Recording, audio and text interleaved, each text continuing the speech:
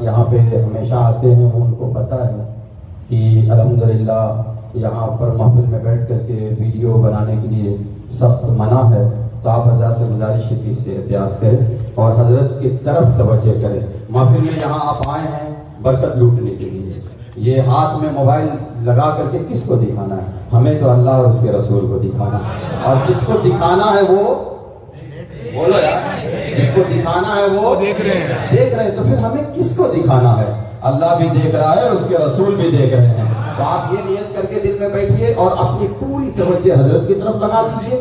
Audio recording کرنا ہو audio mood میں mobile کو ڈالیے، اپنی جگہ پہ اس کو چھوڑ دیجیے، اور جو بنایا وہ ڈیلیٹ کر دیں، اور جنہوں نے بھی یہ بنایا ہو اس کو ڈیلیٹ کر دیں برائے مہربانی، اور حضرت کی طرف اپنی توجہ کو لگا دیجیے۔ آڈیو ریکارڈنگ میں ڈال کر کے حضرت کا بیان خود بھی آپ بعد میں بھی سنیے اور دوسروں کو بھی فارورڈ کر کے سنیے۔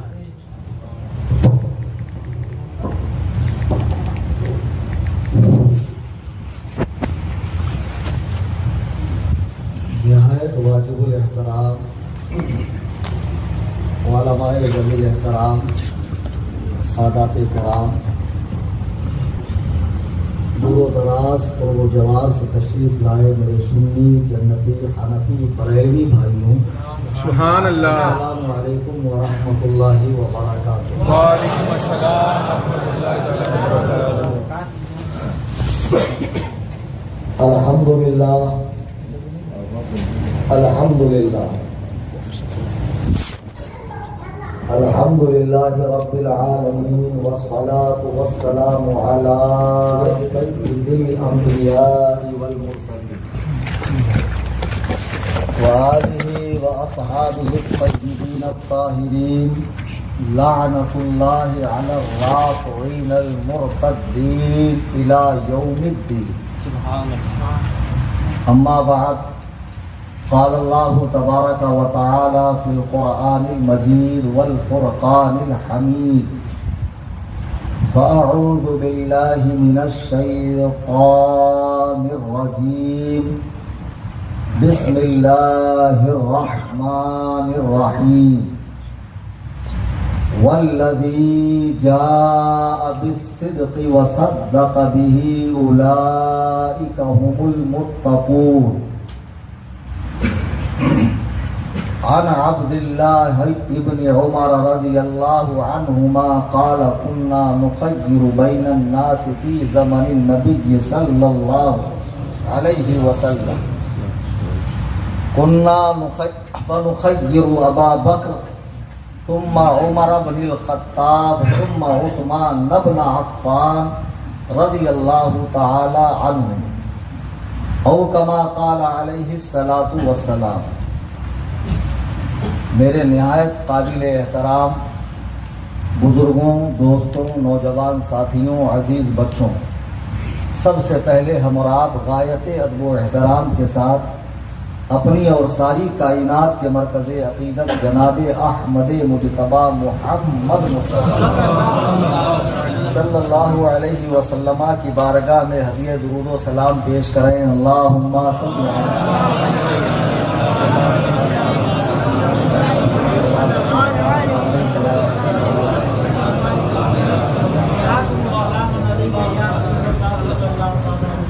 مجھ سے پیشتر امام و خطیب مسجد حاضہ مولانا رستم صاحب علیمی بتا رہے تھے کہ فیضان تاج الشریعہ کے صدقے سے یہ ماحول ہمیں ملا، اس میں کوئی دو رائے نہیں ہے۔ میں نے ایسی توقع نہیں کی تھی، امید نہیں کی تھی کہ ایسے زندہ دل لوگوں میں مجھے خطاب کا موقع میسر آئے گا۔ ہند کی تو بات الگ ہے اور پاکستان تو دو قدم آگے ہی ہے ان سب معاملات میں، لیکن اس کے علاوہ جو دیگر ممالک میں ہمیں جانے کا اتفاق ہوتا ہے، اگر وہاں 20 لوگ بھی میسر آ جائیں تو بہت بڑی غنیمت سمجھی جاتی ہے۔ لیکن ماشاءاللہ یہ میرا 5واں خطاب ہے 2 دن کے اندر، کل جمعہ پھر رات، اور آج ہی میں نے جو ہے 3 خطاب، یہ میرا آج کا تیسرا خطاب ہے۔ سبحان اللہ۔ تو ماشاءاللہ ایسا زندہ دل مجمع دیکھ کر بہت خوشی محسوس ہوئی، بہت اچھا محسوس ہوا، لیکن ایمانداری سے بتائیے کہ جس شخص کو شدید بھوک لگی ہو اسے کھانے کے لیے بٹھا دیا جائے، پھر نصف پیٹ کھانے کے بعد اسے کھڑا کر دیا جائے، پھر گھنٹے 2 گھنٹے کے بعد کہا جائے کہ بھائی کھاؤ شکم سیر ہو کر، تو یقیناً وہ کتنا بڑا بھی کھاؤ ہو، کتنا بڑا بھی پیٹو ہو، کتنا بڑا ہی اس کا پیٹ العلوم ہو، لیکن پھر اس کی طبیعت کا اشتہا نہیں ہوگا کہ وہ دوبارہ کھائے۔ تقریر کچھ دیر پہلے میں ایسے دن دنا کے گرجتے ہوئے اور نہایت دلائل کی انبار لگا رہا تھا، اور پھر تقریر کو اسٹاپ کر کے آپ کے بیچ میں مجھے آنا پڑا۔ وہ موضوع الگ تھا، اور وہ موضوع بھی ضروری تھا کہ آج جو انٹرنیٹ کے نقصانات ہیں، مضرات ہیں، اس کے جو بے پناہ، اس کا ہمارے دین کے اندر بھی جو اس کا نقصان پہنچ رہا ہے، اس کے حوالے سے میں نے حضرت عبداللہ ابن عمر کی صحیح بخاری کی ایک حدیث پڑھی، اور عوام کو مختصر مگر جامع میسج مفتی اختر صاحب کی مسجد میں پہنچا کر میں آپ حضرات کی بارگاہ میں آ رہا ہوں۔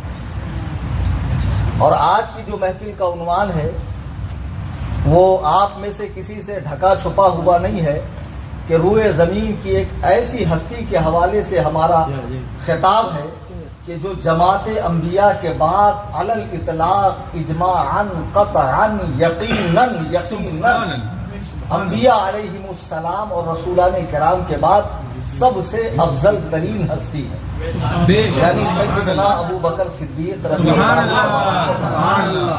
حضرت ابو بکر صدیق کی کئی ساری خصوصیات ہیں، بے شمار ان کی خصوصیات ہیں جس میں دوسرا کوئی ان کا شریک نہیں ہے۔ ان ساری خصوصیات پر سر دست گفتگو نہیں ہو سکتی۔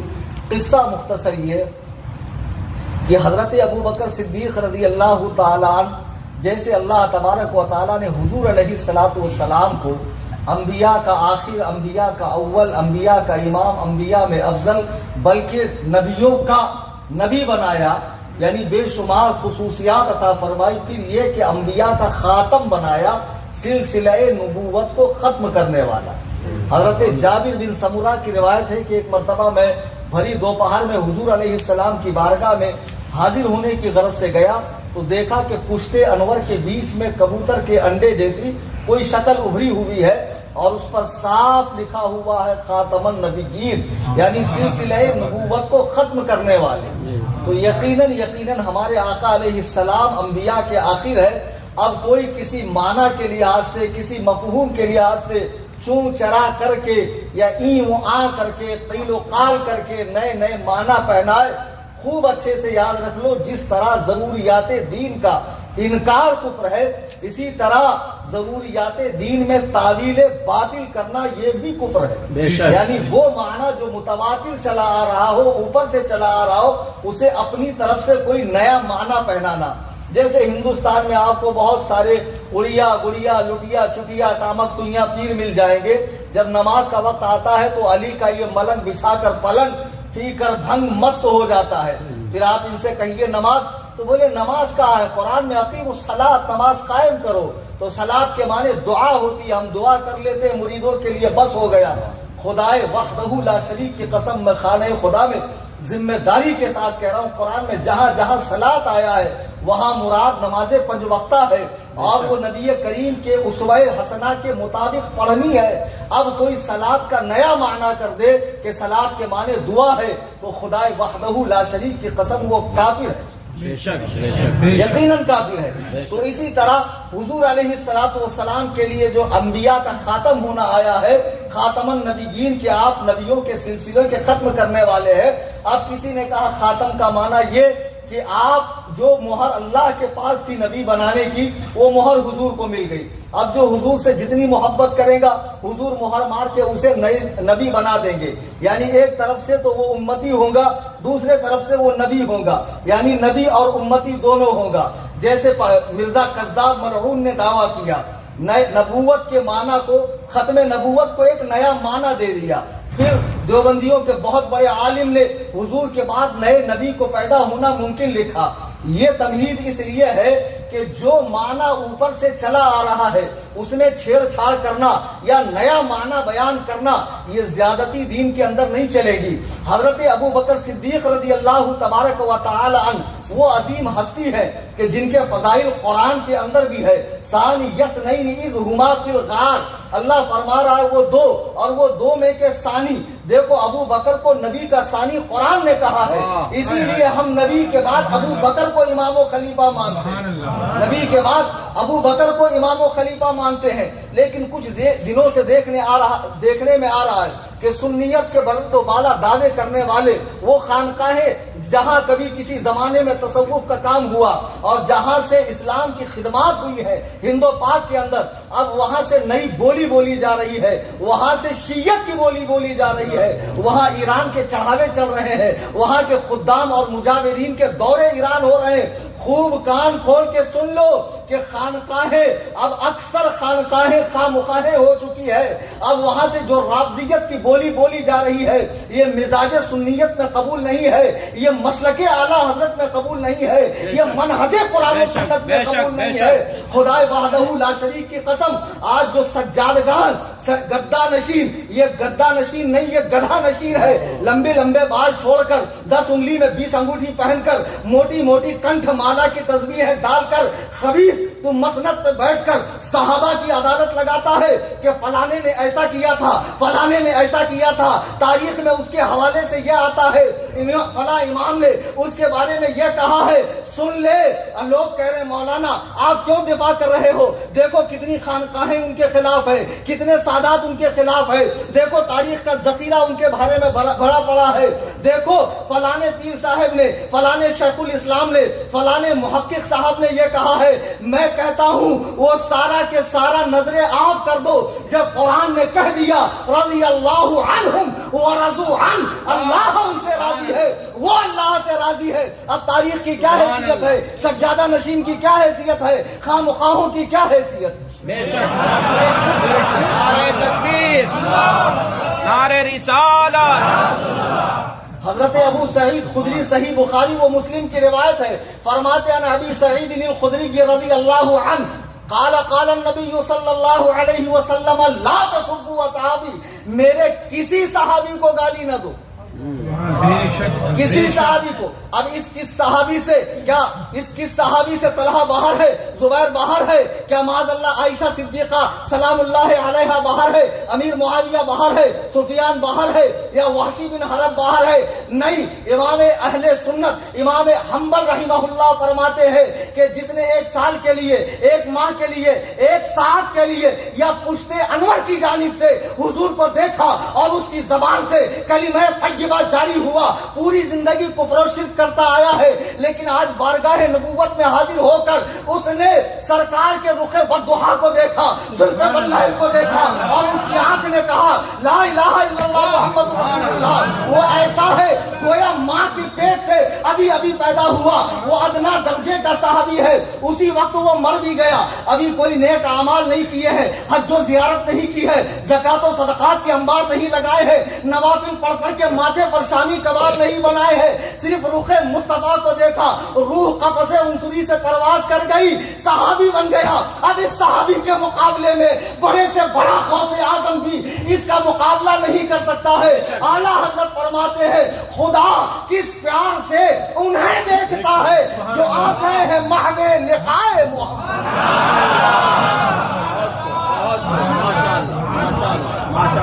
بہت نعرہ تکبیر, نعرہ رسالت, خلیفہ حضور تاج الشریعہ, فیضان حضور تاج الشریعہ, بستی بستی خریا خریا.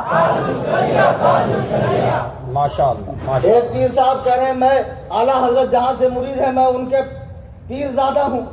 ارے تو پیر زادہ ہو یا کوئی بھی زادہ ہو, لیکن اہل سنت میں زیادتی کرے گا تو نہیں چلے گا, اور ٹھکائی کرنے والے موجود ہیں. تم کیا سمجھ رہے ہو تمہارے باپ کی جاگیر ہے سنی ہے, جس کے لیے صحابہ نے اتنی عظیم الشان قربانیاں دی ہیں, جس کے لیے امام اعظم ابو حنیفہ کو جیل میں ڈالا گیا, زہر دے کر امام اعظم ابو حنیفہ کو شہید کیا گیا, امام احمد بن حنبل نے جس کے لیے کوڑے کھائے ہیں, جس کے لیے پوری جماعت نے جان و مال کی قربانی پیش کی ہے. رسول اللہ کے اس لہلہات دین میں ان سانڈوں کو میں گھسنے دوں گا خدا وحدہ لا شریک کی قسم, جب تک کلیم حنفی کے جان میں جان ہے اور خون کا آخری قطرہ باقی ہے, کسی गद्दार साहबा को नहीं छोड़ूंगा, उनका ताक़ुब करता रहूंगा। बेशक सुभान अल्लाह। कौन सी दुनिया में पीर साहेब, ये मुरीदों की महफिल जिसमें खूब मजे से ठुमके लगा रहे हो, ख्वाजा की दीवानी। कभी आओ इल्म और तहकीक के मैदान में कुरान उठाकर पढ़ो। कुरान कह रहा अबू बकर के बारे में वसयुजन्नबुहल अत्क़ा, जहन्नम से दूर रखा जाएगा सबसे बड़ा। बोलो भाई। हाँ माशाल्लाह, इतने बयान सुनते हो, इतने बड़े बड़े उलमा विजिट करते हैं, मुहद्दिस कबीर जैसी शख्सियात और बड़े बड़े उलमा आते हैं, फिर भी आप लोगों का मिजाज बना नहीं। कुरान ने कहा वसयुजन्नबुहल अत्क़ा, जहन्नम से दूर रखा जाएगा सबसे बड़ा मुत्तकी। कौन? मुत्तकी। अच्छा, अब ये जो आयत करीमा है, तमाम मुफस्सिरीन अहलुस सुन्ना के तमाम मुफस्सिरीन ने इसमें अत्क़ा से मुराद हजरत अबू बकर की जात ली। आपको मालूम है उलमाए तशय्यो यानी शिया जमात से ताल्लुक रखने वाले उलमा ने भी इसमें अत्क़ा से मुराद हजरत अबू बकर की जात को लिया। आज हम देख रहे हैं कि भले आप दुबई के अंदर है, यहाँ पर वो फिरका तेजी से नहीं है, लेकिन फोन तो बहरहाल सबके हाथ में है। रील देखते देखते किसी ना किसी जाकिर की बकवास आ ही जाती, थोड़ा अच्छा लगता है, अहले बैत की बात कर रहा है। अरे खुदा के बंदे, अहले बैत की मोहब्बत से कौन रोक रहा? वो मुसलमान ही कैसे हो सकता है जिसके दिल में अहले बैत की मोहब्बत? तुम्हें क्या लगता है रज़वियों को अहले बैत की मोहब्बत से चिढ़ है? माज़अल्लाह 10,000 बार। ये तो हमारे इमाम ने सिखाया, या रसूल अल्लाह तेरी नस्ल पाक में है बच्चा नूर का, तू है ऐने नूर तेरा सब घराना नूर का। बेशक सुभान अल्लाह। तो बहरहाल अब ये मोबाइल के अंदर ये सारे स्टेटस आते हैं, फिर सुनते सुनते थोड़ा अच्छा लगता है, फिर किसी और मौलवी की बकवास सुनता है, फिर देख रहा है भाई साहबा के फैसले हो रहे, फलाने ने फलाने को वो नहीं दिया, फलाने ने फलाने का ये छीना, फलाने ने फलाने का ये किया, और फिर सब उर्दू वाली प्रिंट किताबें पढ़ी जा रही है माशाअल्लाह। फिर हमारे यहाँ बॉम्बे में इस तरह का माहौल है, रात में जब सब सो जाते हैं, ये आवारा किस्म के लौंडे, ओबास, चरसी, गंजेड़ी, नशेड़ी, गर्दुल्ले सब जमा होकर रात में एक दूसरे को आदान प्रदान करते हैं स्टेटस का और मरसिये का, नोहे का, बयानात का और वगैरह वगैरह, और उसको सुन सुन के साहबा के फैसले कर रहे। बताओ ऐसा हुआ वैसा हुआ।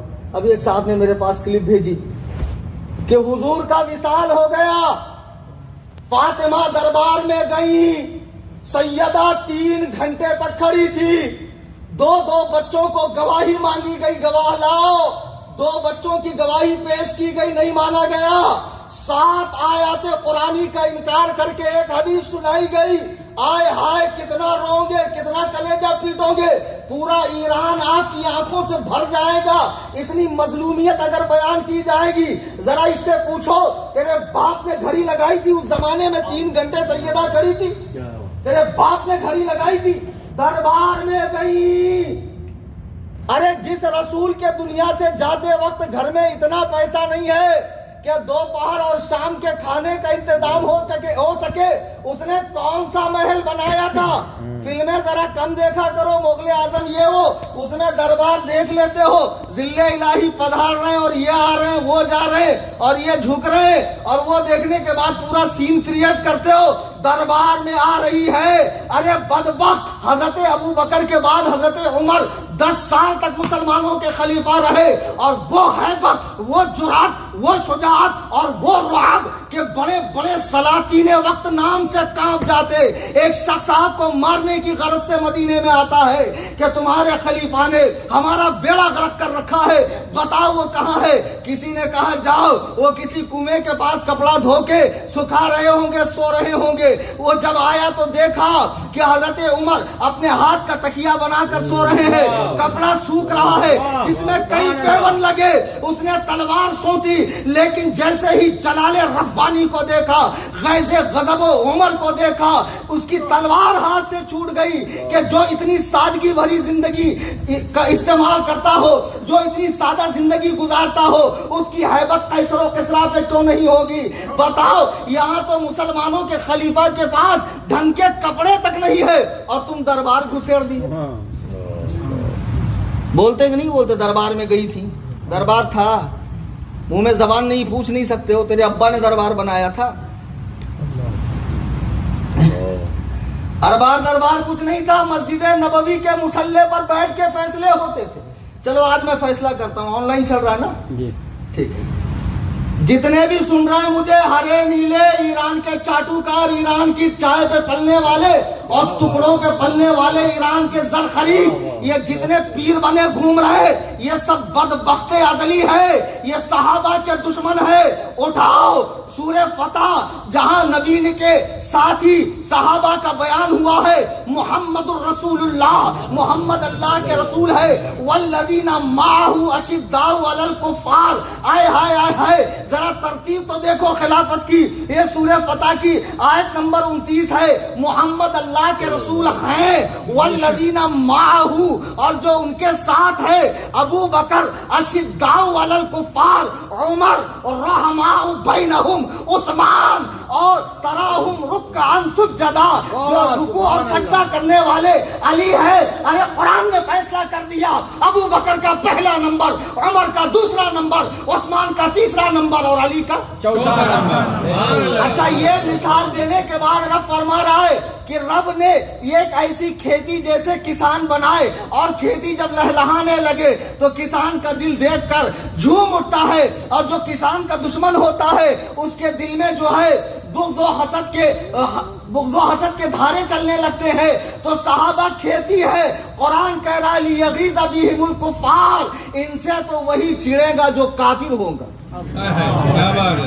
بھائی حوالہ نوٹ کر لو، سورہ فتح کی آیت نمبر 29. سبحان اللہ. صحابہ سے وہی چڑے گا جو کافر ہوگا. جی بھونکنے والوں، آج تم علی سے زیادہ علی کے ہمدرد بنتے ہو.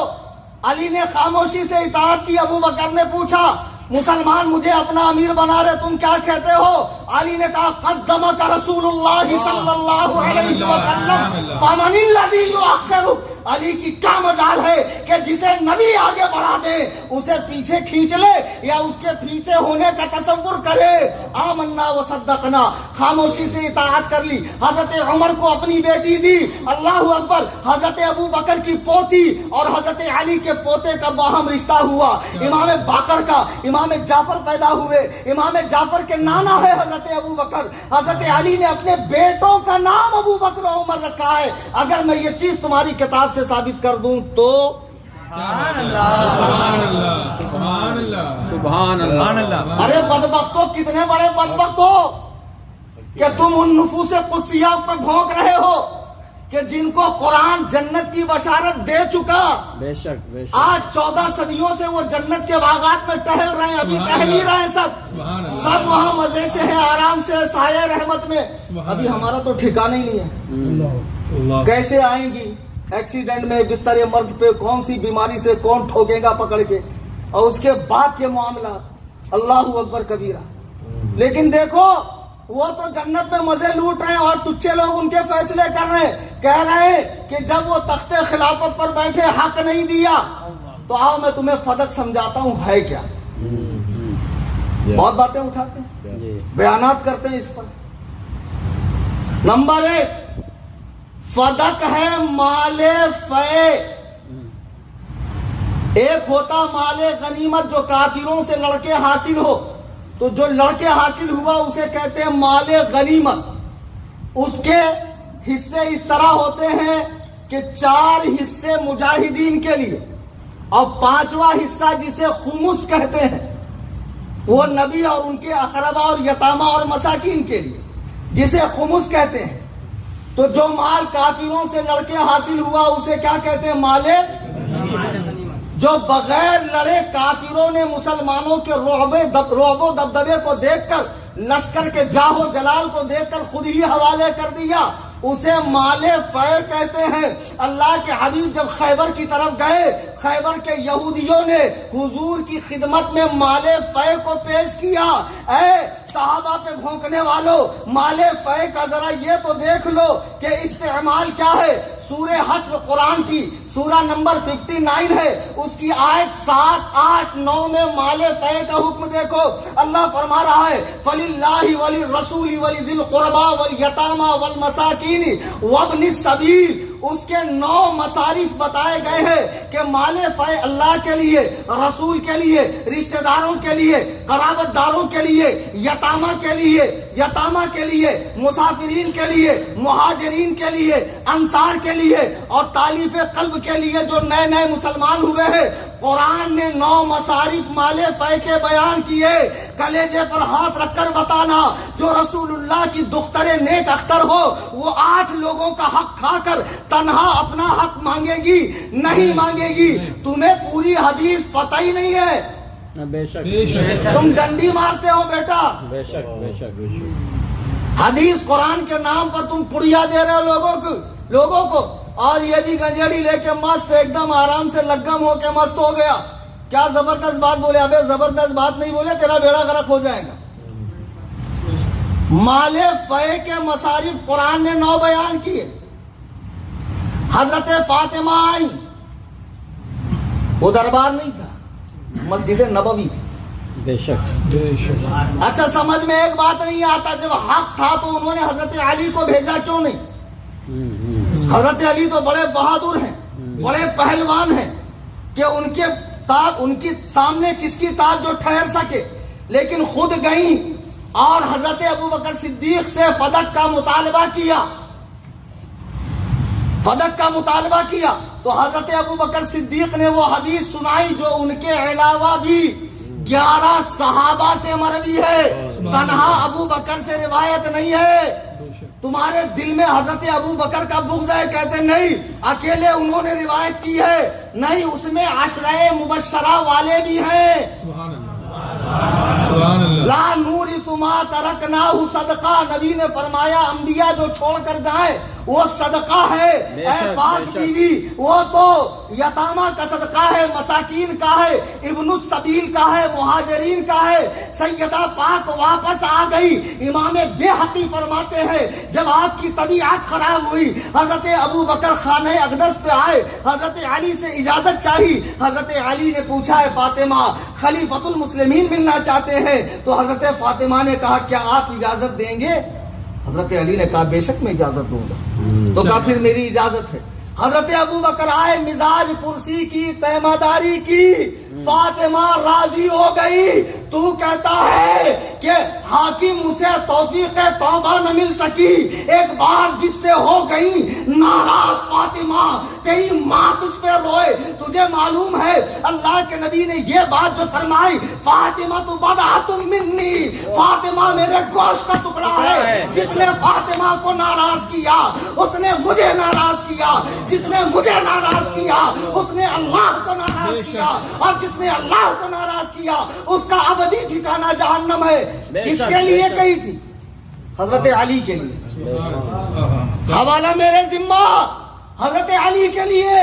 جب حضرت علی کو ابو جہل کی بیٹی کا رشتہ آیا، سرکار کو پتا چلا، آپ کے پیشانی نبوت پہ بل آ گئے، جلال میں آ گئے۔ فرمایا فاطمہ میرے گوشت کا ٹکڑا ہے، جس نے اسے غضبناک کیا اس نے مجھے غضبناک کیا۔ اب مجھے بتاؤ فاطمہ کو غضبناک کیا کس نے؟ مولائے کائنات۔ ارے بدبختوں، گھر میں رنجشیں چلتی رہتی ہے، میاں بیوی میں نوک جھونک چلتی رہتی ہے، اور تجھ جیسا بقرات فیصلہ کرے گا اور ہمیشہ کے لیے فٹ کرے گا۔ بات تو یہ حضرت علی کے بارے میں تھی، حضرت ابو بکر کے بارے میں نہیں تھی۔ بے شک بے شک۔ تو سن لو، فدق کا مسئلہ صاف، فدق ہے مال فے، اور حضرت ابو بکر نے حدیث سنا دی، سیدہ فاطمہ راضی ہو گئی، خاموش چلی گئی۔ اب جب قرآن نے کہا کہ وہ رشتہ داروں کے لیے، کیا حضرت علی خلیفہ نہیں بنے؟ تو انہوں نے امہات المومنین کو دیا؟ نہیں۔ امام حسن نے بھی 6 ماہ خلافت کی، کیا انہوں نے امہات المومنین کو دیا؟ نہیں۔ تو میں کہتا ہوں اس دور کے جو معاملات تھے، ہم اس دور میں پیدا نہیں ہوئے۔ بے شک۔ ہم کو زندگیاں اتنی مختصر دی گئی کہ اس میں اگر ہم فرائض و واجبات وقتوں پر ادا کریں اور حلال روزی کمائے، پڑوسیوں کا خیال کرے، ماں باپ کو پوچھے، تو اسی میں وقت نکل جائے گا۔ تیرے پاس اتنا ٹائم آتا کہاں سے بھائی؟ اتنا رکامہ بیٹھ کے آرام سے ایک دم پسار کے لکھتے بیٹھتا، فلانے نے ایسا کیا، ٹھکانے نے ایسا کیا۔ ارے رکامے فالتو آدمی، کچھ کام کر، عبادت کر جو تجھ پہ فرض ہے اور اس جماعت کے بارے میں منہ مت کھول. آج میں تم سے ایک بات پوچھنا چاہتا ہوں, سارا مجمع جواب دے. اور میرا یہ سوال دبئی سے لے کے ممبئی تک, اور ممبئی سے لے کے ایران, خراسان, آذربائیجان, حوزہ علمیہ, قم, نجف, اشرف, کربلا معلی, دنیا بھر میں جہاں شیعت ہے ان سے ایک سوال ہے, ایک سوال کا جواب دے دیں. ابو بکر نے فاطمہ کا حق نہیں دیا, عمر نے علی کا حق مارا, حضرت فاطمہ کا حمل گرا دیا, معاذ اللہ ان کا گھر جلا دیا, معاذ اللہ ان کا گھر جلایا. حضرت عثمان رضی اللہ تعالیٰ عنہ نے علی کا حق نہیں دیا, حضرت امیر معاویہ نے ان سے جنگ کی, اتنا ظلم و ستم ہوا. آپ ہی بیان کرتے ہو. تاریخ گڑھو لوگ ہیں, ایک ہوتی ریئل تاریخ, ایک ہوتی گڑھی ہوئی کال کوٹری میں بنی ہوئی تاریخ. میں تم سے پوچھنا چاہتا ہوں کہ ایک مسلمان ہونے کی حیثیت سے اگر کوئی تم پر ظلم کرے, تو آج ایک صاحب, ہمارے فہیم صاحب کہنے لگے کہ میرا ایک معمول ہے, میں لوگوں کو معاف کرتا ہوں, کرنا چاہیے. ایک عام مسلمان پہ جب ظلم ہوتا ہے کچھ وقفے کے بعد وہ بھول کر ظلم کرنے والے کو معاف کرتا ہے. تمہارا کیا خیال ہے سیدہ فاطمہ کے بارے میں, علی المرتضیٰ کے بارے میں, حسنین کریمین کے بارے میں؟ یہ کیسی ذوات ہیں, یہ کیسی شخصیات ہیں, یہ کیسی ہستیاں ہیں کہ جو 3 دن کے بھوکے ہیں, سامنے روٹی رکھی ہے اور سائل ندا دیتا ہے, اپنے سامنے کی روٹی اٹھا کر جو دوسروں کو کھلا دے. ایسے کریم لوگ, ایسے شفیق لوگ, ایسے عفو و درگزر سے کام لینے والے لوگ, مجھے بتاؤ اگر ابو بکر نے فاطمہ پہ ظلم کیا, عمر نے حضرت فاطمہ پہ ظلم کیا, تینوں خلفاء نے اور کئی صحابہ نے, تو ان بزرگ ہستیوں نے انہیں معاف کیا کہ نہیں معاف کیا؟ جبکہ قرآن کہتا ہے وَالْكَاظِمِينَ الْغَيْظَ وَالْعَافِينَ عَنِ النَّاسِ سبحان وَاللَّهُ يُحِبُّ الْمُحْسِنِينَ. سبحان اللہ, سبحان اللہ. غصہ پینے والے, معاف کرنے والے اللہ کو پسند ہے. بے شک. نہیں سمجھے نا؟ سبحان اللہ. قرآن کہہ رہا ہے غصہ پینے والے, معاف کرنے والے, وَالْعَافِينَ عَنِ النَّاسِ وَاللَّهُ يُحِبُّ الْمُحْسِنِينَ, اللہ کو بہت پسند ہے. اب بتاؤ کہ نبی کریم کی سنتوں کا اتباع کرنے میں حریص تھے کہ نہیں اہل بیت؟ آگے تھے کہ نہیں تھے؟ اللہ کی اطاعت کرنے میں کسی طرح پیچھے تھے؟ کیا رب کا یہ فرمان علی کے کان سے نہیں ٹکرایا, سیدہ زہرا کے کان سے نہیں ٹکرایا, حسنین کریمین کے کان سے نہیں ٹکرایا؟ ضرور ٹکرایا, اور انہوں نے اس پر عمل کیا اور معاف کیا. اگر انہوں نے معاف کیا تو ابے مردود خنزیر تو کون ہے جو 14 صدیاں بعد عدالت لگا کے صحابہ کے فیصلے کر رہا ہے؟ نعرہ تکبیر، اللہ اکبر، نعرہ رسالت، یا رسول اللہ، نعرہ حیدری، یا علی، نعرہ حیدری، یا علی، نعرہ غوث، یا غوث، مسلک اعلی حضرت زندہ باد، بستی بستی کریا کریا، تاج الشریعہ، تاج الشریعہ. کوئی ضرورت نہیں ہے. قرآن کہہ رہا ہے تلک امت قد خلت لها ما کسبت ولکم ما کسبتم ولا تسألون عما كانوا يعملون. وہ ایک امت گزر چکی, ان کے لیے وہ جو انہوں نے کیا اور تمہارے لیے وہ جو تم کرو گے, ان کے کیے کا حساب تم سے نہیں ہوگا. بے شک. پھر تو کیوں رے بھائی بیگانے کے شادی میں عبداللہ دیوانہ بے مطلب کا چمچہ ہلا رہا, بلائے تجھے ہمارے فیصلے کر. صحیح, اگر مسجد نہیں ہوتی اسٹیج ہوتا تو بتاتا میں تمہیں. میرے پاس تو ایسے ایسے جملے ہیں کہ کان میں سیسا ڈال دو تو ایک بار برداشت ہو جائے, میرے جملے برداشت ہو. مناظرے سن لینا میرے. بتاؤ کتنے بڑے گھامڑ لوگ ہیں, استنجا کا ڈھیلا لینا نہیں آتا ہے, مزاروں کو بدعات و خرافات کے اڈے بنا دیے, اور معاذ اللہ صحابہ کے فیصلے کر رہے ہیں. فلانا حق پہ تھا, فلانا یہ تھا. ہم اہل سنت کا کیا مذہب ہے؟ مشاجرات صحابہ میں زبان نہیں, مدح صحابہ میں کھولنی. بے شک. پاکستان کا ایک پادری ہے, جیسے جیسے عمر بڑھ رہی ہے داڑھی چھوٹی ہوتی جا رہی, وہ پگلے اعظم عالم اسلام کو کینیڈا نے پناہ دی ہے, تو وہ مردود اعظم جہل مرکب اخبث الناس بیدال کبودم خارج البشر والآدمی والانسانی والحیوان. اور ایک ہوتا جاہل مطلق اور ایک ہوتا جاہل مطلق. وہ تو نہیں. اور ایک وہ ہوتا ہے جس کو جہالت نے بھی طلاق مغلظہ دے دی, وہ تو اتنا بڑا پگلیٹ ہے, وہ کہتا نہیں بولے امیر معاویہ کی نہ تعریف کرو نہ برائی کرو. ابے پگلے, تعریف سے نہیں روکا گیا, صحابہ کے مشاجرات میں پڑھنے سے روکا گیا. اچھا ایک بات سمجھ میں نہیں آتی, بار بار آپ سنتے ہیں مشاجرات صحابہ میں مت پڑھو. یہ مشاجرات کا مطلب کیا ہے؟ کبھی غور کیا؟ یہ کیوں نہیں کہا گیا کتابوں میں صحابہ کے جھگڑے میں مت پڑھو, صحابہ کے لفڑے میں مت پڑھو, صحابہ کے آڑے میں پیر مت ڈالو؟ نہیں, مشاجرات میں مت پڑھو. بہت غور و خوض کرنے کے بعد سمجھ میں آتا ہے کہ مشاجرات صحابہ کا لفظ اس لیے بولا گیا, شجر عربی میں کہتے درخت کو. جیسے ہمارے مولانا رستم صاحب نے ایک دن جو ہے زمین کی چھاتی پھاڑ کر ایک دانہ ڈال دیا, مٹی برابر کر دی, چند دنوں کے بعد وہ زمین کی چھاتی پھاڑ کر دانہ جو ہے باہر نکلا کونپل کی صورت میں. اب ہوائیں اسے جھولا دے رہی ہے, پانی اسے نمی دے رہا ہے, دھوپ اپنی سورج اپنی تمازت دے رہا. دھیرے دھیرے دھیرے وہ بڑھتے بڑھتے بڑھتے ایک تناور درخت ہوتا ہے, نیچے اس کا تنا ہے, اس کی کئی شاخیں پھیل گئی, کئی پتے پھیل گئے, کئی پھول پھیل گئے, یعنی وہ چاروں طرف سے پھیل گیا, ایک شجرے سایہ دار ہو گیا. لیکن اس کی جڑ کہاں ہے؟ نیچے زمین کے اندر, ایک بیج کے اندر.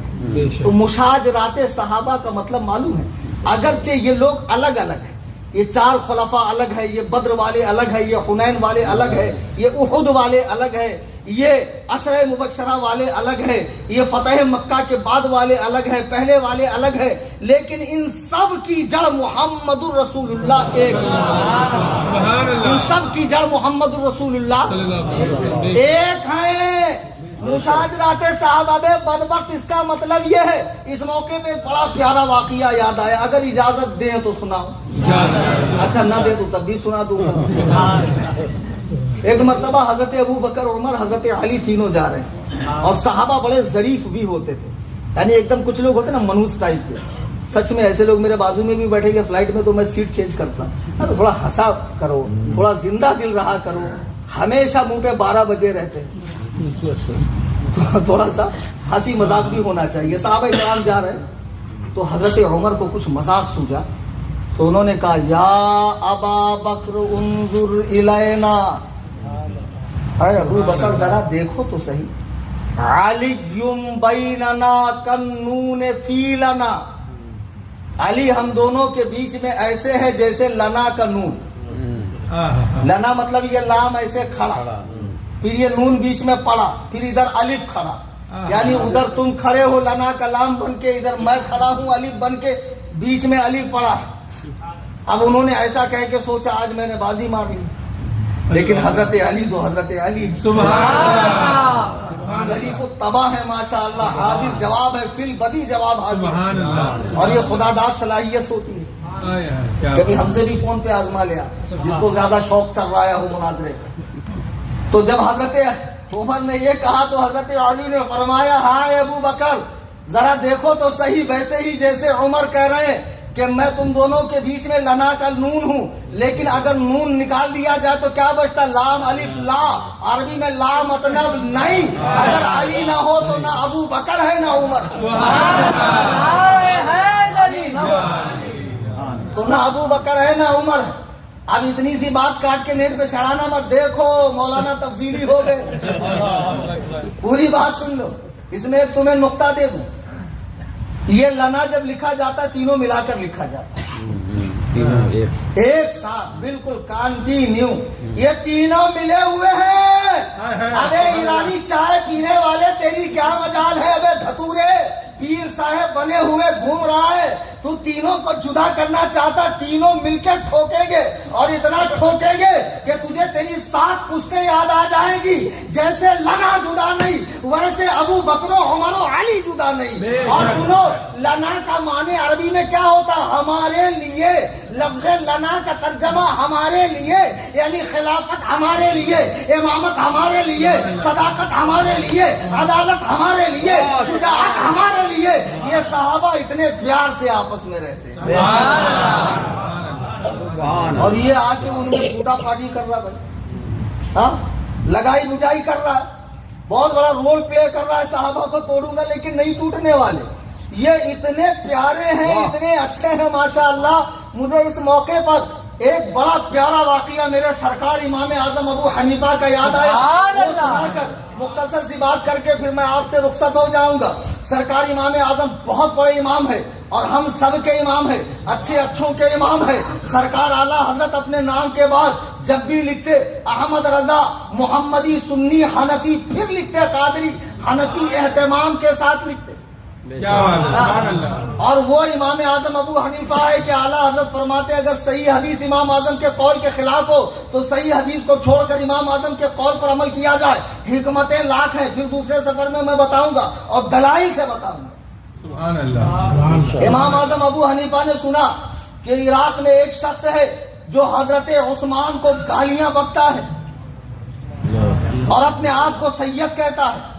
تو امام اعظم ابو حنیفہ کا چونکہ شہرہ علم پوری دنیا میں اپنے زمانے میں پھیل چکا تھا، آپ کے استاذ کے دنیا سے جانے کے بعد حضرت حماد کے جب آپ ان کے مسند ارشاد پہ بیٹھے تو طالبان علوم نبوت دور دور سے امام اعظم کے پاس آنے لگے.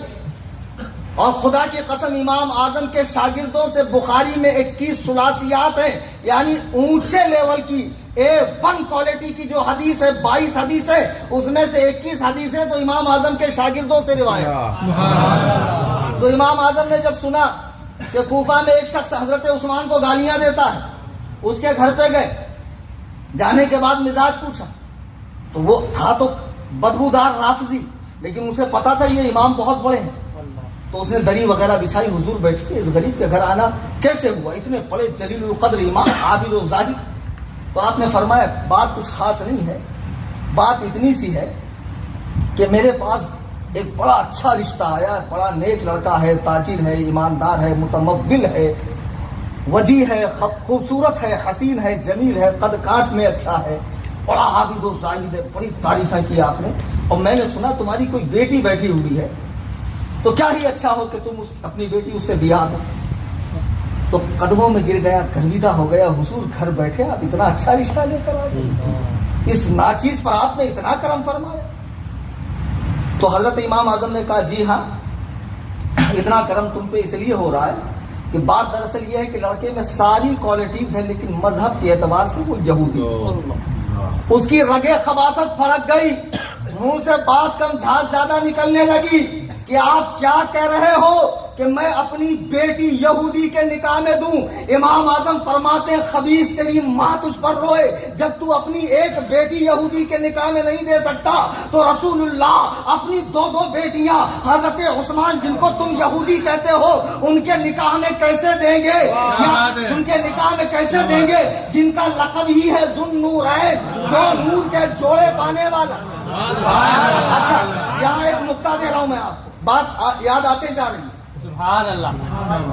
یہ کھٹمل اور ان کے جتنے چاٹوکار ہیں بڑی گالیاں پڑتی. مجھے تو فون پہ ایسی گالی آتی کہ آپ پڑھ لو گے تو ہنسو گے، یار حضرت آپ برداشت کیسے کرتے؟ بہت فون پہ گالیاں. ابھی 12 تاریخ کو بہت طبیعت سے ٹھکائی ہے ممبئی کی سرزمین پر، افضلیت کے عنوان سے انشاءاللہ لاجواب تقریر میں کروں گا. ممبئی کا مجمع بھی ویسا ہوتا ہے. یہ جو آج کل کی پارٹی ہے یہ نبی کی ایک بیٹی کو بہت اہمیت دیتی. معلوم پڑتا ہے کہ رسول کریم صلی اللہ علیہ وسلم کی ایک بیٹی کے سوا بیٹی نہیں تھی، اور بتاتے بھی یہی ہیں کہ حضور کو فقط ایک ہی بیٹی تھی. یہی ذہن دیا جا رہا ہے. کیا خدا کی قسم یہی تمہارا اہل بیت سے محبت کا تعلق ہے کہ تم نبی کی اور بیٹیوں کا انکار کر دو؟ یہ حضرت عثمان کی فضیلت نہ ثابت ہو اس لیے سب بیٹیوں کا انکار کرتے اور ایک ہی بیٹی کا پونگا پسارتے بیٹھتے ہیں. ان پر ظلم ہوا، ان پر ظلم ہوا، ان پر یہ ہوا، ان پر وہ ہوا. حالانکہ سیدہ پاک پر کوئی ظلم نہیں ہوا. سیدہ پاک حضرت ابوبکر سے راضی ہو کر دنیا سے گئی. اور سن لو تمہارے نجس القادری نے منہاج انٹرنیشنل کی ویب سائٹ وزٹ کرو، دیکھو لکھا ہے کہ سیدہ پاک کا جنازہ بھی حضرت ابوبکر صدیق نے پڑھایا. یہ بھی تمہارے چھوٹے بھائی ہیں، ان کے یہاں سے حوالہ لے لو، یہ تمہاری بولی بولنے والے ہیں. تو کہتے نہیں نبی کی ایک ہی بیٹی تھی. سن لو قرآن کہتا ہے یا ایھا النبی یا قل، کیا ہے کریمہ، قل یا ایھا النبی قل لازواجک، اے نبی فرما دیجیے ازواج کا اپنی بیویوں سے وہ بناتی کا درود پاک پڑھیں اللہ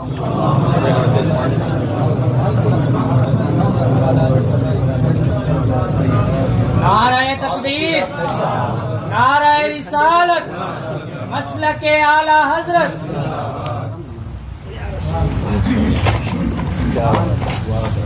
قرآن کہہ رہا یا ایھا النبی قل لازواجک، اے نبی فرما دیجئے اپنی بیویوں سے، ازواجی کا جمع ہے، وبناتی کا اور اپنی لیکن بیٹی تو ایک ہی ہے نا نبی کی، تو قرآن نے بناتی کا کیوں کہا؟ بنتی کا کہنا چاہیے. ارے بدبختو، قرآن یہاں جمع لا رہا اور عربی میں جمع 3 سے کم پہ نہیں آتی ہے. موٹی مثال، 1 ہے تو مرید، 2 ہے تو مریدین، اور 2 سے زیادہ ہے تو مریدین. ایک پیر صاحب میرے پاس مناظرہ کرنے کے لیے آئے، سندرے بنے ہوئے تھے پورے کے پورے نیچے سے اوپر تک، بھگوا کلر کا کپڑا پہنے ہوئے، بولے بمبئی میں میرے بہت مریدین. ابے میں نے کہا بے وقوف پگلے اعظم عالم اسلام، بہت ہے تو پھر مریدین کیسے ہیں؟ مریدین بولنا، پہلے کچھ پڑھ لکھ لے. پیر صاحب لوگ پڑھتے تو ہے، پڑھنا کیا باپ کی فیلڈ ہے، بعد میں اسی پہ راج کرنا ہے. ہمارے یہاں بھی ایک پیر صاحب نے اپنے بچے کا داخلہ کرایا تو ہم لوگ ان کو اٹھانے جاتے تھے، حضور چلیے سبق کا ٹائم ہو رہا ہے. اب 2 4 8 دن 10 دن مہینہ بھر دیکھا، میں نے کہا حضور آپ کو پڑھنے کی کوئی ضرورت نہیں، جب ابا حضور پر لوگ سدھاریں گے تو جاتے جاتے انڈیل دیں گے آپ کے سینے میں. بعد میں کیا جو لکھا کے دوں گے پاگل مریدین کو سب ہضم ہو جائے گا، نقشے مجرد سمجھ کے رکھ لیں گے. آدھا کھانا چھوڑو گے تو تبرک سمجھ کے کھا لیں گے، جو ایڑے شالے آپ کرو گے سب ہضم ہو جائے گا. مریدوں کو آپ جائیے، آپ کو پڑھنے کی کوئی ضرورت نہیں. تو ایسے پاجامہ لوگ کہہ رہے ہیں کہ نبی علیہ السلام کی ایک بیٹی تھی. قرآن کہہ رہا قل لازواجک کا، فرما دیجیے اپنی بیویوں سے، وبناتی کا اپنی بیٹیوں سے. معلوم پڑا حضور علیہ السلام کی حضرت فاطمہ کے علاوہ بھی بیٹیاں تھی. نبی قرآن نے وہ بناتی کا کہا، وہ بنتی کا نہیں کہا. وہ نساء العالمین اور مومنین کی عورتوں سے فرمائیے. تو قرآن نے جب فیصلہ کر دیا نبی کی کئی بیٹیاں ہیں تو اب ایک ہی بیٹی کا رونا مت رویا کرو. اگر ایک علی کے نکاح میں ہے تو 2 عثمان کے نکاح میں ہے. مرتبے گھٹاؤ مت، فیصلے کرو مت، یہ ترازو لے کر بیٹھو مت. علی اتنے کلو کا، ابو بکر اتنے کلو کا. ابے یہ کلو کے چکر میں تیرے ایمان کا طوطا اڑ جائے گا.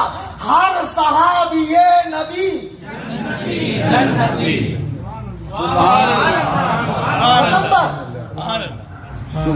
جو اس دور میں صحابہ نے اسلام کے لیے قربانیاں دی ہے. مجھے بتاؤ، ان کی کتابوں میں لکھا ہے حضور علیہ السلام کے دنیا سے جانے کے بعد فقط 7 صحابہ اسلام پڑھتے، باقی سب کافر و مرتد ہو گئے. تمہارے ہاتھ نہیں کانپے، تمہاری زبان پہ لقوہ نہیں مارا، تمہارے ہاتھ میں راشا تاری نہیں ہوا، تمہاری زبانیں گنگ نہیں ہو گئی، تمہارا دماغ نہیں پھٹ گیا، تمہارے ناپاک وجود کو دھرتی نے برداشت کیسے کیا؟ ملا باقر مجلسی لکھتا ہے مسلمانوں اتنی خبیث قوم ہے، اور شیعوں کا جھٹن کھانے والوں، بیٹیاں دینے والوں، بیٹیاں لینے والوں، مرثیے سننے والوں، ماتم کی آہو فغاں میں جانے والوں، اسٹیٹس لگانے والوں، شیعہ ذاکرین کی بکواسات سننے والوں. اللہ کی عزت و جلال کی قسم کھا کے کہہ رہا ہوں، اس آسمان کے نیچے، اس دھرتی کے اوپر جو بدترین مخلوق ہے ان میں ایک جماعت شیعہ بھی ہے، روافظ کی جماعت بھی ہے. ملا باقر مجلسی لکھتا ہے قرب قیامت امام مہدی آئیں گے. ان کے امام آ چکے ہیں، ہمارے پیدا ہونا ان کے کہاں چھپے ہیں؟ عراق میں. 1200 سال پہلے چھپے. کتنی بار عراق پہ حملہ ہوا. پھر جب امریکہ نے حملہ کیا وہ صدام کون سے کونے میں چھپ کے بیٹھا تھا، صدام کو ڈھونڈ کے نکالا مگر بارواں ملا ہی نہیں. وہ کون سے غار میں گھس کے بیٹھا ان کا بارواں امام جو ملتا ہی نہیں. کتنا اندر چلا گیا لیکن قریب قیامت وہ آئے گا اور اوریجنل والی قرآن لے کر آئے گا. کتنے گز کی معلوم ہے؟ 70 گز کی. کھولیں گے تو کتنے ہو جائیں گی؟ 140 گز کی. تو پھر سائیکل پہ بیٹھو اور گھومتے گھومتے پڑھو، کیونکہ اس میں ہماری طرح 6666 آیتیں نہیں ہیں، اس میں 70,000 سے زیادہ آیتیں ہیں، اور اسی میں پورا اوریجنل لکھا ہوا ہے علی کیسے خلیفہ. بتاؤ معاذ اللہ کیسی بدبخت قوم ہے جو قرآن کو محرف مانے. حضرات صحابہ جو اسلام کی پہلی کڑی ہے حدیث سمجھنے کے لیے, قرآن لینے کے لیے, فہم دین کے لیے, استقامت دین کے لیے, تقرب اللہ کے لیے, صحابہ کو چھوڑنے کے بعد دین میں باقی کیا رہتا ہے؟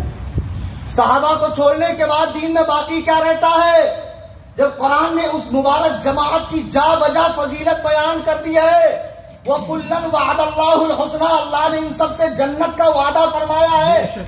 اچھا سنو, قرب قیامت امام مہدی آئیں گے. ملا باقر مجلسی لکھتا ہے ابو بکر و عمر کو قبر سے نکالیں گے, نکالنے کے بعد ان کا کفن اتاریں گے, انہیں درخت سے ٹنگائیں گے, اور روئے زمین پہ جتنا کفر ہوا, جتنا شرک ہوا, جتنے ظلم ہوئے, جتنا زیادہ زیادتی ہوئی, سب ابو بکر و عمر کے سر پہ ڈالا جائے گا. اور اس کے بعد آگ کو حکم ہوگا کہ ان کے وجود کو جلا دے, اور ہوا کو حکم ہوگا کہ ان کے وجود کو جو ہے عالم میں پھیلا دے. مجھے بتاؤ, کلیجے پر ہاتھ رکھ کر بتاؤ اور مسلمانوں, اللہ اکبر کبیرہ, جب حضرت ابو بکر کا وصال ہوا, مولا کائنات روضہ رسول پہ جاتے ہیں, عرض کرتے ہیں یا رسول اللہ, آپ کا رفیق غار دنیا سے جا چکا ہے, کیا اسے اجازت ہے آپ کے پہلو میں دفن کیا جائے؟ میرے آقا فرماتے ہیں جو غار میں میرے ساتھ تھا وہ مزار میں بھی میرے ساتھ تھا,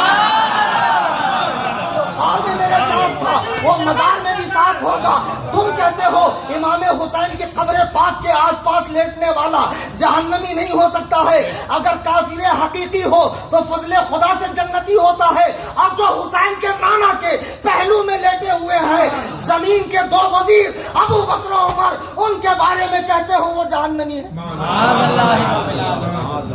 قرآن نے کہا وَسَيُجَنَّبُهَا الْأَتْقَى, جہنم سے دور رکھا جائے گا سب سے بڑا. اچھا ایک جگہ قرآن کہہ رہا یا ایھا الذین آمنوا اتقوا اللہ حق تقاتہ, ایک جگہ فرما رہا یا ایھا الذین آمنوا اتقوا اللہ قولوا قولا سدیدا, اے ایمان والو اللہ سے ڈرو, متقی بنو اور انصاف کی بات کرو. یعنی جو عام مومن ہے وہ انصاف کی بات کرے گا. اولئک ھم المتقون, اور کامیابی متقیوں کے لیے ہے, پرہیزگاروں کے لیے ہے. اور کہا قولوا قولا سدیدا, اے متقیوں انصاف کی بات کرو.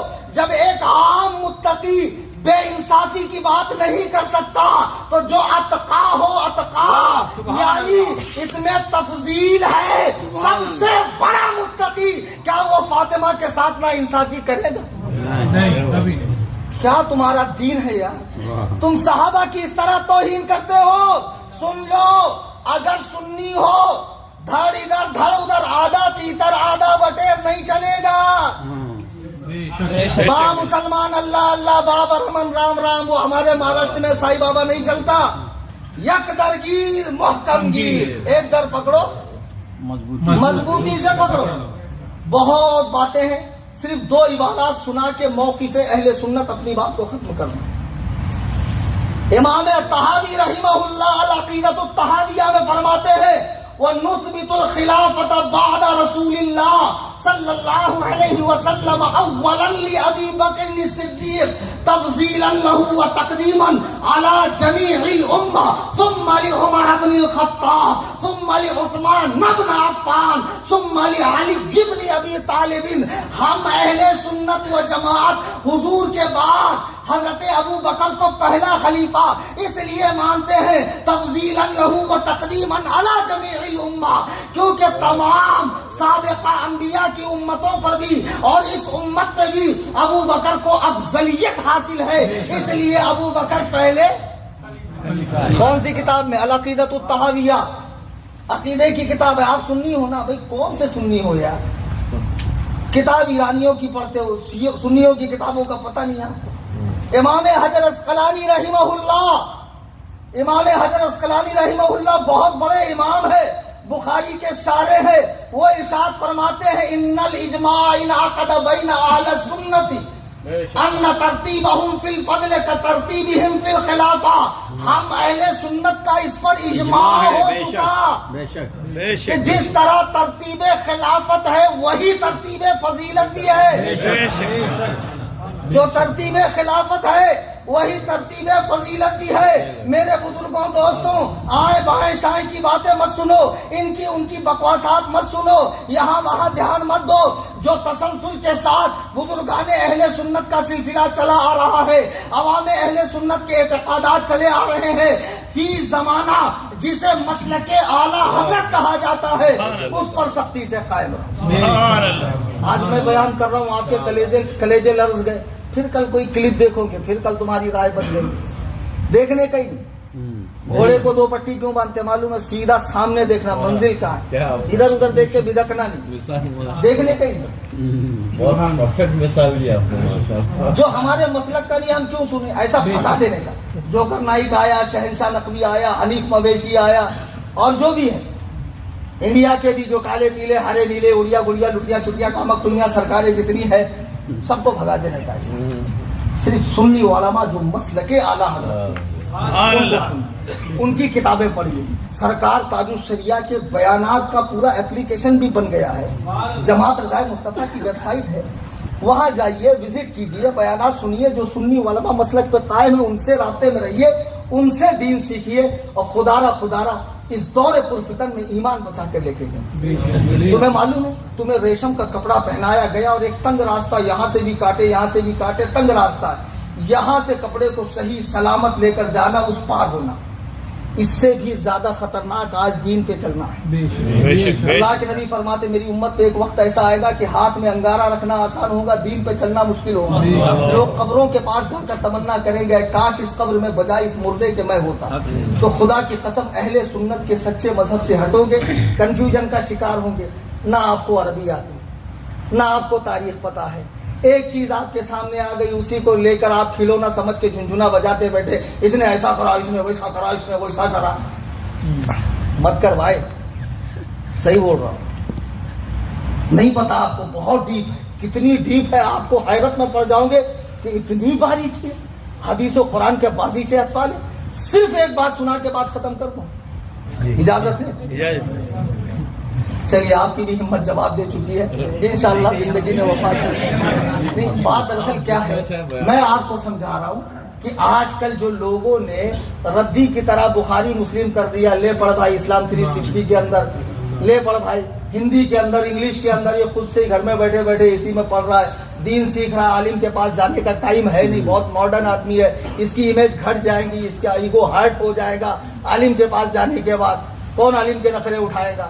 تو یہ خود سے ہی ڈیڑھ ہو کے زیادہ پڑھ رہا حدیث قرآن، تو بعد میں کیا ہو رہا ہے؟ بیڑا غرق ہو رہا ہے. تو بھائی وہی سمجھا رہا ہوں میں، مت ایسا کرو. اور پھر آپ کے سامنے روایتیں لائی جا رہی ہے. اچھا، ہمارے سامنے کیوں نہیں لاتے؟ ابھی میں نے تقریر کی تو وہاں بتایا کہ ڈاکٹر کی چٹھی کو چپل سینے والے کو چیک نہیں کراتے، اس کے ڈاکٹر کو چیک کرایا جاتا ہے. اب تم بڑے بڑے اماموں کی بات کس کو دکھا رہے ہو؟ بھجیا تلنے والے کو، رکشہ چلانے والے کو، دن بھر گدھا مزدوری کرنے والے کو، پلمبر کو، وائر مین کو دکھا رہے. دیکھ بھائی حدیث میں آیا اتنا ظلم ہوا ہے، ایسا ہوا ہے، ویسا ہوا ہے. تو بیٹے اگر اس طرح کی باتیں تمہارے سامنے آئیں تو خدا کے لیے اپنے علماء سے رجوع کرو. پہلے تو سننا نہیں، کان بند. مفتی شریف الحق کیا خوب فرماتے ہیں، میں ایسی شریف دلہن ہوں جس کا نکاح ایک ہی دولہے سے ہوا. کیا بات ہے جی، بس اہل سنت و جماعت مسلک اعلیٰ، سبحان اللہ. باقی کچھ نہیں. اگر اس دور میں ایمان سلامت لے کر جانا چاہتے ہو، سبھی سے محبت کرو. رسول اللہ کے پیاروں سے، جانثاروں سے، یاروں سے، ان پر جان لٹانے والے صحابہ سے، اہل بیت پاک سے اور اولیاء کرام سے. ہم کسی سے بغض کی تعلیم نہیں دے رہے، وہاں بغض صحابہ کی تعلیم دی جا رہی ہے، اور دوسری طرف بغض اہل بیت کی تعلیم دی جا رہی ہے. معتدل مذہب اہل سنت و جماعت کا ہے. بس ایک بات سمجھ لیں، اللہ کے حبیب علیہ السلام کے دنیا سے جانے کا وقت ہوا تو آپ نے سیدہ فاطمہ کو بلایا، کان میں کچھ کہا، رونے لگی، پھر کان میں کچھ کہا، ہنسنے لگی. تو پاک بیویوں نے، رسول اللہ کی ازواج نے فاطمہ سے پوچھا ایسی کیا بات ہو گئی کہ پہلے تم رو رہی تھی پھر ہنسنے لگی؟ تو فاطمہ نے کہا حضور نے مجھ سے کہا ان قریب میں دنیا سے جا رہا ہوں، تو بابا کی جدائی کی بات سن کر مجھے رونا آیا. پھر بابا نے کہا لیکن اس دنیا سے اس دنیا میں جو مجھ سے پہلے ملے گی وہ تم رہو گی. تو یہ بات سن کر میں خوش ہو گئی. تو بیویوں کو شوق ہوا چلو ہم بھی پوچھ لیں اپنا. ڈائریکٹ حدیث قرآن پڑھتے ہو نا، مفتی کی ضرورت نہیں ہے. مجھے تو میں خود بہت زیادہ پڑھا لکھا آدمی ہوں. ارے 18 سال پڑھنے کے بعد بھی بھائی میں سچ کہہ رہا ہوں کتنے مسئلے ایسے ہیں، وسیم بھائی بیٹھے پوچھو، میں فوراً جواب نہیں دیتا ہوں، کتب کی طرف رجوع کرتا ہوں، اپنے بڑوں سے پوچھتا ہوں۔ 18 سال پڑھنے کے بعد ہماری احتیاط کا یہ عالم ہے، تو پتہ نہیں کتنا قابل آدمی جھٹکے میں مسئلہ بیان کرتا ہے۔ تو بہرحال تو رسول اللہ کی ازواج کو یہ خواہش ہوئی کہ چلو ہم بھی پوچھ لیں، تو سب کے سب آئیں، جو 10 موجود تھیں، کہا یا رسول اللہ آپ ہمارے حوالے سے بھی بتا دیں کہ بیٹی میں تو آپ نے بتایا فاطمہ آپ سے ملے، ہم میں سے پہلے کون ملے؟ تو حضور نے فرمایا جس کا ہاتھ لمبا ہوگا وہ مجھ سے ملے گا۔ اب یہ فرمانے کے بعد حضور علیہ الصلوۃ والسلام پر علالت طاری ہوئی، دوشنبہ مبارکہ کو آپ نے دنیائے آب و گل کو خیر آباد فرمایا، پھر تہجید و تفکین کا معاملہ ہوا، اور پھر جب وہ غم کا ماحول ٹھنڈا ہوا تو ازواج مطہرات کو شوق ہوا کہ چلو دیکھیں کس کا ہاتھ لمبا ہے، تو سب نے ایسے ہاتھ دیوار پہ رکھا اور ایسے کوئلے سے نشان بنانا شروع کیا، تو سب سے لمبا ہاتھ نکلا حضرت سودا کا۔ تو سب نے طے کر لیا کہ اب ان کا جانا یقینی ایک دم طے کنفرم۔ اب سب ان کے ناز اٹھانے لگی، ان کے ساتھ خیر خیریت کرنے لگی، لیکن خدا کی قدرت دیکھیے حضرت زینب کا انتقال۔ اب تمام ازواج مطہرات پریشان کہ بھائی رسول نے جو فرمایا وہ تو غلط ہو ہی نہیں سکتا، وہ تو قطعاً غلط نہیں ہو سکتا۔ ما ضل صاحبکم وما غوی وما ینطق عن الهوى، تمہارے صاحب نہ بہکے نہ غلط راہ چلے، وہ کوئی بات اپنی طرف سے نہیں کہتے، ان هو الا وحی یوحی، ان پر ان کا رب وہی فرماتا، اور ہم نے جو سمجھا وہ بھی ٹھیک۔ تو پھر یہ پانی کہاں مر رہا ہے، یہ بات پھنس کہاں رہی؟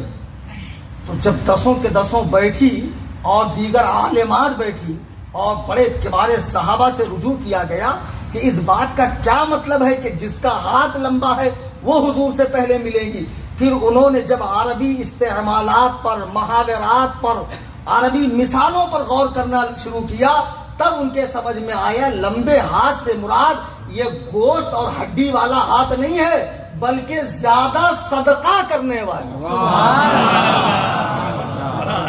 زیادہ صدقہ، تب سمجھ میں ہاں یہ بات ہے۔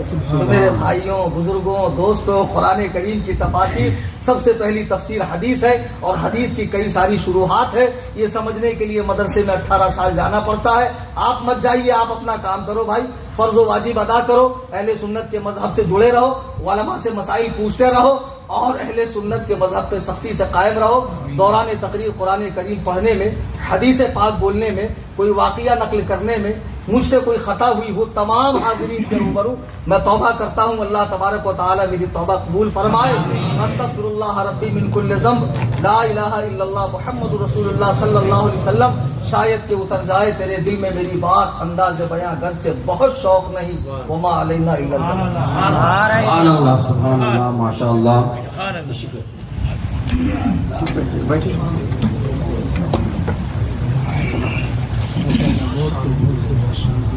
دعا فرمائیں اللہ رب العزت حضرت کے علم میں، ہنر میں خوب برکتیں عطا فرمائیں، اور جو یہ کاوشیں اور محنتیں کر رہے ہیں اللہ رب العزت ان کی کاوشوں کو اپنی بارگاہ میں شرف قبولیت عطا فرمائے۔ انہوں نے رد روافضیت پہ بہت بڑا کام آج کے دور میں اٹھنے والے فتنے کے لیے کیا ہے، اور اس بہت بڑے فتنے کا سدباب ہر مرحلے پہ کر رہے ہیں، چاہے ٹیلی فون میں ہو یا سامنے فیس ٹو فیس ہو، کسی بھی طریقے سے۔ آج جو حضرت نے درس دیا ہے وہ یہی یہاں سے درس لے کر کے جائیں۔ اپنوں کو سننا ہے، بیگانوں سے ہمارا کوئی سروکار نہیں ہے۔ اپنوں کا دامن مضبوطی سے تھامے رہیے، نہ دائیں دیکھیے نہ بائیں دیکھیے، صراط مستقیم پر چلنے کی کوشش کریے، انشاءاللہ ہمارا یہاں پہ بھی بیڑا پار ہو جائے گا، قبر میں جائیں گے وہاں بھی بیڑا پار ہو جائے گا، حشر میں اٹھیں گے وہاں بھی بیڑا پار ہو جائے گا، صراط مستقیم پہ گامزن رہیں گے تو انشاءاللہ جب پل صراط پہ چلیں گے تو انشاءاللہ وہاں بھی بیڑا پار ہو جائے گا، اور اللہ رب العزت جنت الفردوس میں ہمیں اور آپ کو ضرور مقام اولیاء عطا فرمائے گا۔ آپ سے گزارش ہے کہ آپ مسلک اعلیٰ حضرت پر سختی سے خود بھی قائم رہیے، اپنے بچوں کو بھی قائم رکھیے، اور اس قائم رہنے کے لیے ضروری ہے کہ جو علماء حقہ ہیں ان کے بیانات کو آپ سنیے۔ آج ہمارے پاس موبائل اور نیٹ کی دنیا ہے، جس دنیا میں گھسنے کے بعد، جانے کے بعد انسان کو امتیاز کرنا یہ بہت مشکل اور کٹھن کام ہوتا ہے کہ کون صحیح ہے کون غلط ہے۔ اس لیے آپ نہ دائیں دیکھیں نہ بائیں دیکھیں، سیدھا دیکھتے ہوئے مسلک اعلیٰ حضرت کا جو وفادار ہے، مسلک اعلیٰ حضرت کے مشن پہ چلنے والا ہے، اسی ترازو کے اوپر آپ چلتے رہیے، انشاءاللہ یہاں بھی کامیاب رہیں گے اور وہاں بھی کامیاب رہیں گے۔ اللہ کی بارگاہ میں دعا کرتا ہوں کہ ہماری اور آپ کی سب کی حاضری کو اللہ اپنے بارگاہ میں شرف قبولیت عطا فرمائے۔ دور دراز قریب سے جتنے حضرات تشریف لائے، میں سب کا تہہ دل سے شکریہ ادا کرتا ہوں، بالخصوص ہمارے دعوت پہ لبیک کہتے ہوئے حضرت علامہ مولانا مفتی صوفی کلیم حنفی رضوی صاحب کے ولا ممبئی سے تشریف لائے، ان کا بھی میں تہہ دل سے شکریہ ادا کرتا ہوں، اور جن دوستوں احباب نے ان کو لانے میں اور یہاں آپ تک روبرو کرانے میں محنت مشقت کاوشیں کی ہیں، ان سب کا تہہ دل سے شکریہ ادا کرتا ہوں۔ اور الحمدللہ آپ کو یہ جان کر خوشی ہوگی کہ تقریباً 2 سال کے قریب ہو گیا یہاں پہ جمعہ ہوتا ہے، تو جو حضرات یہاں کے قریب میں رہتے ہیں وہ یہاں ضرور آیا کریں اور جمعے میں ضرور اپنی شمولیت کو رکھیں اور آئیں اور شامل ہوں، تاکہ ہماری نماز جمعہ صحیح طور سے ہو سکے۔ اس کے علاوہ دبئی میں اور بھی جو سنی مساجد ہیں وہیں جائیے، اپنی نماز کی حفاظت کریے، اللہ رب العزت ہم سب کو اس پہ عمل کی توفیق عطا فرمائے۔ اور انشاءاللہ کل سے ایک سلسلہ یہاں پر پہلی مرتبہ شروع کیا جا رہا ہے، مغرب سے لے کر کے عشاء کے بیچ میں تعلیم و تعلم کے لیے ایک محفل منعقد ہوگی درس کی، جس میں خاص طور سے آپ کے جو بچے ہیں ان کا اس پہ کنسنٹ کیا جائے گا۔ جو تعلیم و تعلم کے لیے آنا چاہتے ہیں وہ اس محفل پاک میں ضرور شرکت فرمائیں، جو قریب میں رہتے ہیں وہ بھی، جو دور رہتے ہیں وہ بھی۔ مغرب سے لے کر کے عشاء کے بیچ میں جس کے اندر تجوید اور ایمان اور عقیدے اور جو ضروریات زندگی کے مسائل ہیں وہ بیان کیے جائیں گے، آپ ضرور خود بھی شریک ہوں اور دوسرے دوستوں احباب کو بھی لے کر کے آئیں۔ کھڑے ہو جائیے، صلاۃ والسلام۔